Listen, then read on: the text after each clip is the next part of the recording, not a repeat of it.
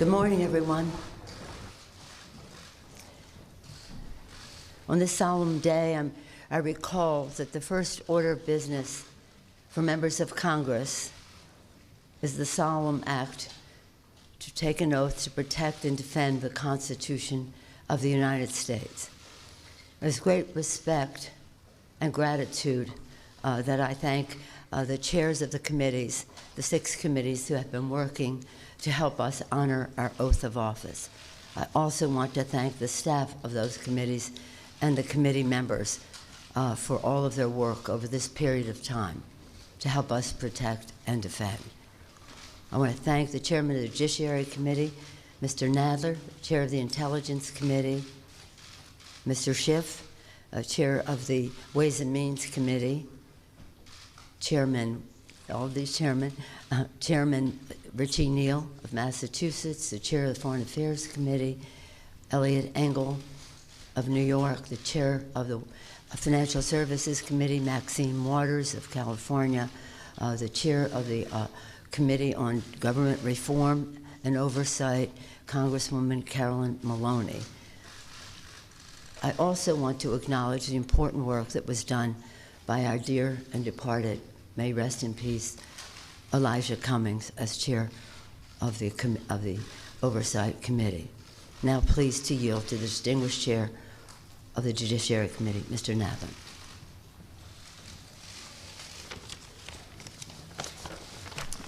Thank you, Madam Speaker. Over the last several months, the investigative committees of the House have been engaged in an impeachment inquiry into President Donald Trump's efforts to solicit foreign interference in the 2020 elections, efforts that compromised our national security and threatened the integrity of our elections. Throughout this inquiry, he has attempted to conceal the evidence from Congress and from the American people. Our president holds the ultimate public trust. When he betrays that trust and puts himself before country, he endangers the Constitution, he endangers our democracy, and he endangers our national security. The framers of the Constitution prescribed a clear remedy for presidents who so violate their oath of office. That is the power of impeachment. Today, in service to our duty to the Constitution and to our country, the House Committee on the Judiciary is introducing 2 articles of impeachment charging the President of the United States, Donald J. Trump, with committing high crimes and misdemeanors. The first article is for abuse of power. It is an impeachable offense for the President to exercise the powers of his public office to obtain an improper personal benefit while ignoring or injuring the national interest. That is exactly what President Trump did when he solicited and pressured Ukraine to interfere in our 2020 presidential election, thus damaging our national security, undermining the integrity of the next election, and violating his oath to the American people.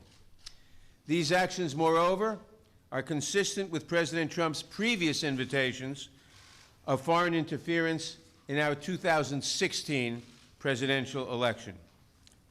And when he was caught, when the House investigated and opened an impeachment inquiry, President Trump engaged in unprecedented, categorical, and indiscriminate defiance of the impeachment inquiry. This gives rise to the second article of impeachment for obstruction of Congress. Here, too, we see a familiar pattern in President Trump's misconduct. A president who declares himself above accountability, above the American people, and above Congress's power of impeachment, which is meant to protect against threats to our democratic institutions, is a president who sees himself as above the law. We must be clear. No one, not even the president, is above the law.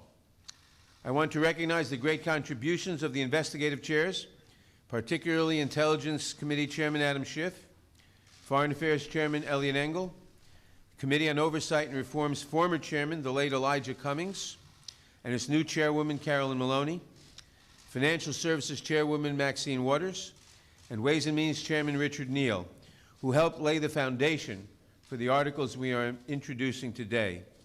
I also want to thank my Judiciary Committee colleagues who were critical in our work to hold the President accountable and in the drafting of these articles. Later this week, the Judiciary Committee will meet to consider these articles of impeachment and to make a recommendation to the full House of Representatives. We do not take this action lightly, but we have taken an oath to defend the Constitution. And unlike President Trump, we understand that our duty, first and foremost, is to protect the Constitution and to protect the interests of the American people. That is why we must take this solemn step today. Elections are the cornerstone of democracy and are foundational to the rule of law. But the integrity of our next election is at risk from a president who has already sought foreign interference in the 2016 and 2020 elections and who consistently puts himself above country. That is why we must act now.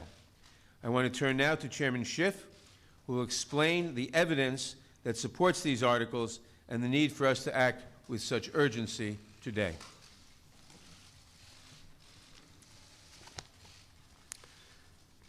Thank you, Mr. Chairman.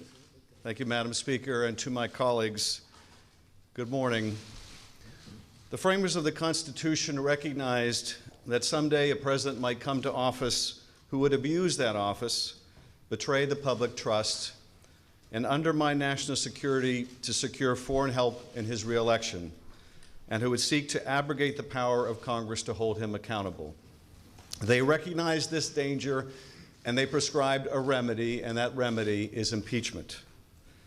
It is an extraordinary remedy and one that I've been reluctant to recommend until the actions of President Trump gave Congress no alternative.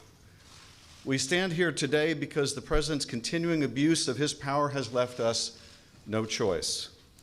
To do nothing would make ourselves complicit in the President's abuse of his high office, the public trust, and our national security. The President's misconduct is as simple and as terrible as this.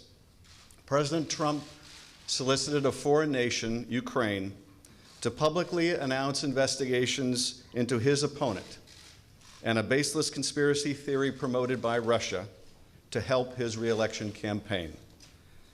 President Trump abused the power of his office by conditioning two official acts to get Ukraine to help his reelection: the release of hundreds of millions of dollars in military aid that nation desperately needed, and a White House meeting with an ally trying to fend off Russian aggression. In so doing, he undermined our national security and jeopardized the integrity of our next election. And he does so still. The evidence of the President's misconduct is overwhelming and uncontested. And how could it not be when the President's own words on July 25th, "I would like you to do us a favor, though," lays so bare his intentions, his willingness to sacrifice the national security for his own personal interests. And when the President got caught, he committed his second impeachable act: obstruction of Congress of the very ability to make sure that no one is above the law, not even the President of the United States. The evidence is every bit as strong that President Trump has obstructed Congress fully, without precedent, and without basis in law. If allowed to stand, it would decimate Congress's ability to conduct oversight of this president or any other in the future, leaving this president and those who follow to be free to be as corrupt, malfeasant, or incompetent as they would like, with no prospect of discovery or accountability. Now, some would argue, why don't you just wait? Why don't you just wait until you get these witnesses the White House refuses to produce? Why don't you just wait until you get the documents the White House refuses to turn over? And people should understand what that argument really means. It has taken us 8 months to get a lower court ruling that Don McGahn has no absolute right to defy Congress. 8 months for one court decision. If it takes us another 8 months to get a second court or maybe a Supreme Court decision, people need to understand that is not the end of the process. It comes back to us and we ask questions because he no longer has absolute immunity, and then he claims something else, that his answers are privileged and we have to go back to court for another 8 or 16 months. The argument, why don't you just wait, amounts to this. Why don't you just let him cheat in one more election? Why not let him cheat just one more time? Why not let him have foreign help just one more time? That is what that argument amounts to. The president's misconduct goes to the heart of whether we can conduct a free and fair election in 2020. It is bad enough for a candidate to invite foreign interference in our political process, but it is far more corrosive for a president to do so and to abuse his power to make it so. Despite everything we have uncovered, the president's misconduct continues to this day, unapologetically and right now. As we saw when he stood on the White House lawn and he was asked, what did you want in that July 25th call? And he said the answer was a simple one. And not just a simple one on July 25th, but a simple one today, and that is he still wants Ukraine to interfere in our election to help his campaign. Even this week, the president's lawyer was back in Ukraine seeking to revive the same debunked conspiracy theory promoted at the president's behest. Which gets to the final and most pernicious of the arguments that we have heard in the president's defense, that the president can do whatever he wants under Article 2, including get foreigners involved in our elections, and we should just, to quote the president's chief of staff, get over it. Ben Franklin said, we have a republic if we can keep it. The president and his men say, you can't keep it, and Americans should just get over it. Americans don't get to decide American elections anymore, not by themselves, not without foreign help. For the members of Congress, this is not a question of fact because the facts are not seriously contested. It is rather a question of duty. The president's oath of office appears to mean very little to him, but the articles put forward today will give us a chance to show that we will defend the Constitution and that our oath means something to us. I thank you, Mr. Chairman.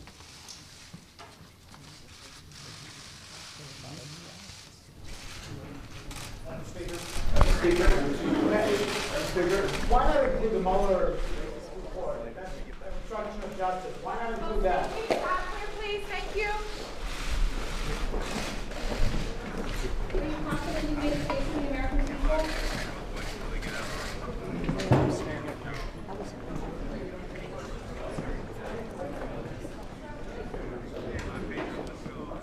Are you okay with leaving Mueller as a separate article? Just about a 15-minute presentation by both the chairs of the House Judiciary and the House Intelligence Committees.